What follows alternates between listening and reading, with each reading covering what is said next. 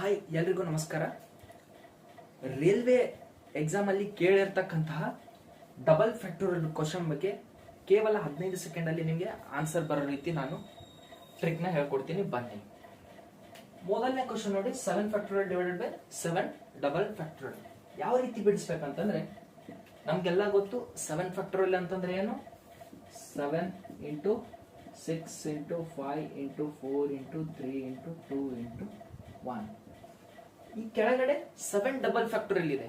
ಯಾವ ರೀತಿ ತಗೋಬೇಕಂತಂದ್ರೆ 7 double factorial ಅಂತಂದ್ರೆ 7 ಇಳಿಸ್ಕೊಳ್ಳಿ, 1 ಸಂಖ್ಯೆ ಬಿಡಿ, 6 ಬಿಡಿ, 5 ಬರೀರಿ, 4 ಬಿಡಿ, 3 ಬರೀರಿ, 2 ಬಿಡಿ, 1 ಬರೀರಿ. 7 ಡಬಲ್ ಫ್ಯಾಕ್ಟೋರಿಯಲ್ ಅಂದ್ರೆ ಈ ರೀತಿ ಇಳಿಸ್ಕೋಬೇಕು.